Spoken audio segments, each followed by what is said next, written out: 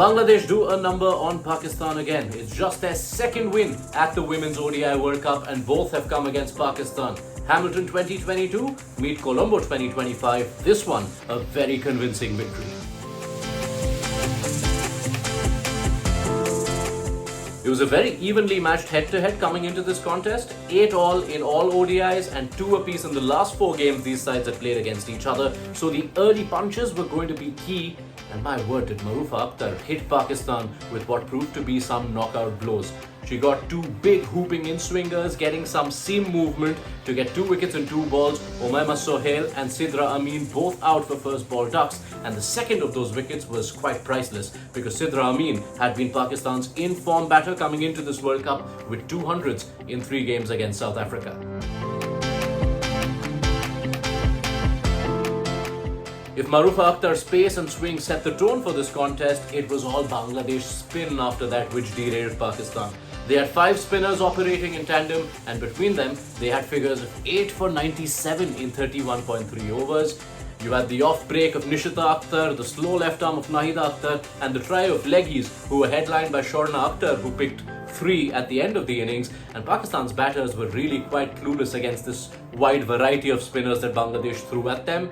Oftentimes they couldn't really read which way the ball was turning, and as a result, oftentimes it was the straighter balls which caused maximum damage with 2 of the batters trapped LBW. There's also a high number of dots, 137 dots in those 31.3 overs bowled by the Bangladesh spinners. So that really is what broke Pakistan's back.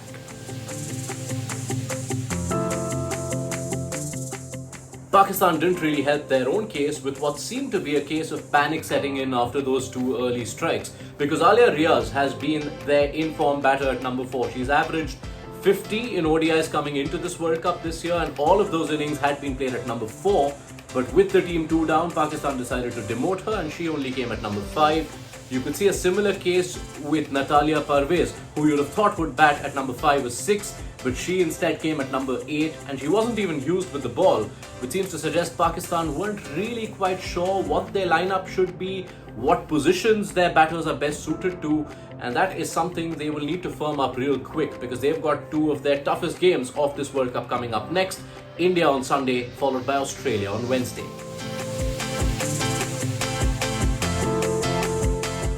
Making a mark in your first World Cup outing is something all players dream of. Now imagine getting your ODI debut at a World Cup and leaving it with a 50, an unbeaten 50 to seal a chase for your team.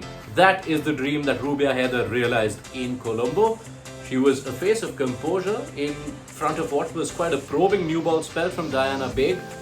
Rubia had just one warm-up game behind her against Sri Lanka where she scored 33 and only 6 T20Is. So that was the sum total of her international experience, but it was quite a commendable knock. She kept finding the boundaries. 1 over of Nusrat Sandhu stood out in particular where she struck 3 boundaries, displaying her confidence, and that's what she'll carry into Bangladesh's next outing, which sees them go to Guwahati to face England.